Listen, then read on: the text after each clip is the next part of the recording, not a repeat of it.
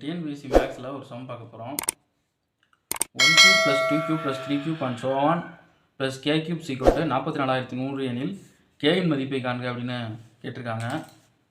இங்கே கணங்களோட கூடுதல் கொடுத்து அதோட வேல்யூ கண்டுபிடிக்க சொல்லுவாங்கள்ல, அந்த மாடல் இது.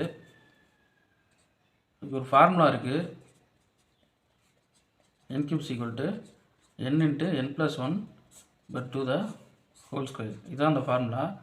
இங்கே n இருக்க வேண்டிய இடத்துல k இருக்குது. ஸோ இதை வந்து நம்ம கேயாக மாற்றி எழுதிக்கிறோம்.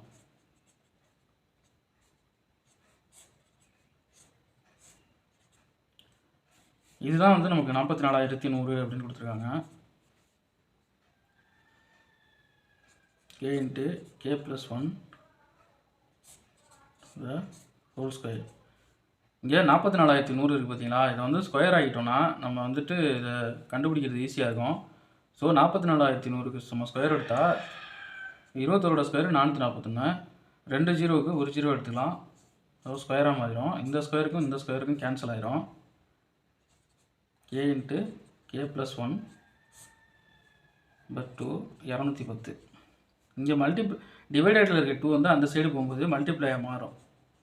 அப்படி பார்த்தீங்கன்னா இது வந்து 420 ஆகும். இப்போ நம்ம சம்மில் வந்து கேயோட மதிப்பு தான் கேட்டிருக்காங்க. இப்போ நம்ம ஆப்ஷன்லேருந்து வந்து ஆன்சர் எப்படி கண்டுபிடிக்கிறதுங்கிறத பார்க்கலாம். இப்போ சப்போஸ் வந்து நம்ம 20 எடுத்துக்கிறோன்னு வச்சிங்களேன். இப்போ கேயோட வேல்யூ வந்து 20 + 1 21. ஸோ 20 × 21 420 வருது. ஸோ நமக்கு ஃபஸ்ட் ஆப்ஷனே ஆன்சர் வந்து மேட்ச் ஆகிறதுனால ஆப்ஷன் ஏ தான் இந்த சம்முக்குரிய ஆன்சர் ஃப்ரெண்ட்ஸ். தேங்க்யூ ஃபார் வாட்சிங்.